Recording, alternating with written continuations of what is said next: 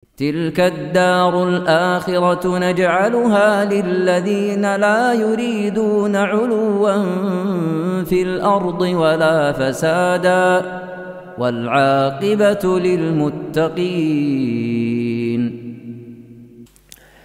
Kemudian yang kedua, di sini yang kedua ini kita akan lebih memperjelas ya. Ta'rifu tauhidir rububiyah wa bayani aqsamit tauhid. Penjelasan tentang tauhid rububiyah ya. Dan penjelasan tentang pembagian-pembagian apa?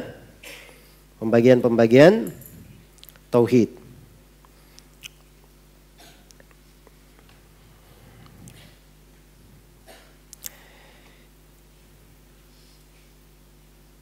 Baik.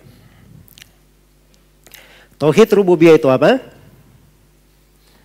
Iya.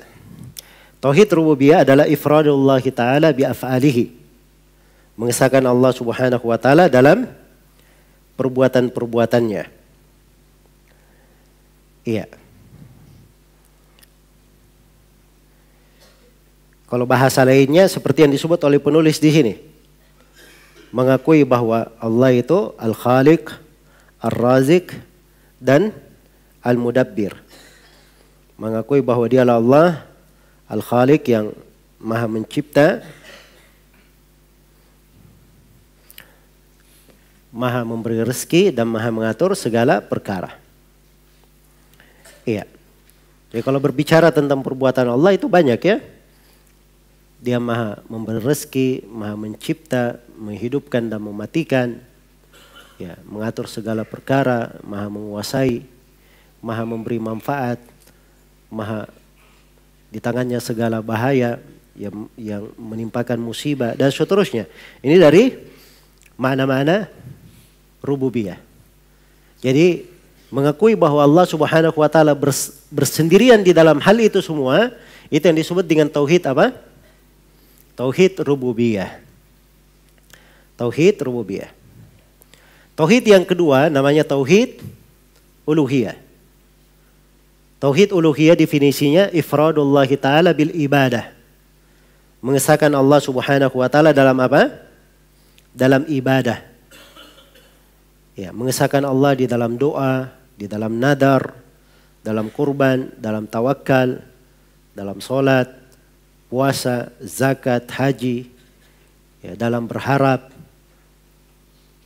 dalam rasa takut, dalam kecintaan, dan sebagainya. Dari bentuk-bentuk ibadah. Yang ibadah itu, ini apa? Kalimatun jami'ah. Kalimat yang universal, luas cakupannya. Luas cakupannya. Nah, disinilah di tauhid uluhiyah ini, itu penegasan makna la ilaha illallah. Sebagaimana yang kita akan kaji nanti di satu materi khusus tentang makna la ilaha illallah ini. Baik. Jadi ini penegasan tentang tauhid uluhiyah.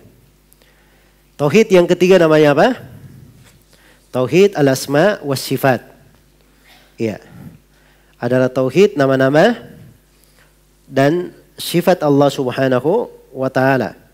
Di mana seorang itu meyakini dan mengimani segala nama dan sifat Allah yang Allah tetapkan di dalam Al-Quran atau ditetapkan oleh Rasulullah di dalam haditsnya, di dalam sunnahnya.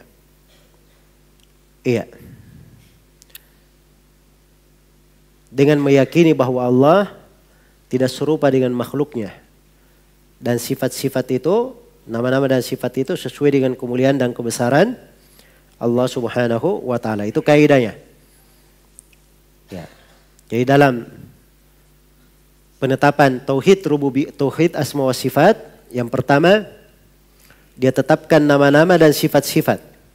Nama dan sifat-sifat dua. Dia tetapkan. Sebagaimana ditetapkan di dalam Al-Quran dan di dalam hadits Rasulullah sallallahu alaihi wasallam. Ini yang pertama di tauhid rububiyah. Dan yang kedua di tauhid rububiyah, dia menetapkan nama-nama dan sifat itu dengan meyakini sesuai dengan kemuliaan dan kebesaran Allah. Sesuai dengan kemuliaan dan kebesaran Allah Subhanahu wa taala. Iya. Kemudian yang ketiga, dia menetapkan nama-nama dan sifat tersebut dengan meyakini bahwa Allah Subhanahu wa taala tidak sama dengan makhluknya. Ya. Dan maha jauh dari kekurangan dan celaan. Ini 3 kandungan dari tauhid asma wa sifat. Ya. Jadi seorang kalau sudah masuk di pembahasan tauhid, pembagian tauhid ini harus dia kenal. Sebab ini semuanya jalan dia mengenal Allah. Jalan dia untuk mengenal Allah. Iya. Dan ini penting nanti di pembahasan kita bersambung ya. Karena ini penting seorang itu dikatakan mengenal Allah. Jadi kalau dia ditanya siapa Rob yang kamu ibadahi di alam kubur, dia bisa menjawabnya. Sebab dia mengerti bagaimana dia memurnikan ibadahnya kepada Allah. Memurnikan ibadah kepada Allah dengan 3 tauhid. Tauhid apa pertama tadi? Rububiyah. Yang kedua? Uluhiyah. Yang ketiga? Al-asma was sifat. Jadi ini 3 jenis tauhid. 3 jenis tauhid. Kaum musyrikin itu mengakui tauhid apa? Rububiyah. Dan kaum musyrikin terhadap tauhid asma wa sifat tidak dikenal mereka mengingkari suatu nama dari nama Allah. Kecuali nama Ar-Rahman. Yang diingkari oleh kaum musyrikin. Nama Ar-Rahman. Jelas ya? Yang lainnya tidak diketahui mereka mengingkarinya.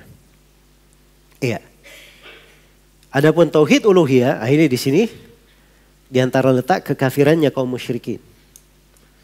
Mereka tidak mau ibadah itu semata hanya kepada Allah. Baik. Nah, sampai sini ini akan jelas sudah kaidah yang pertama.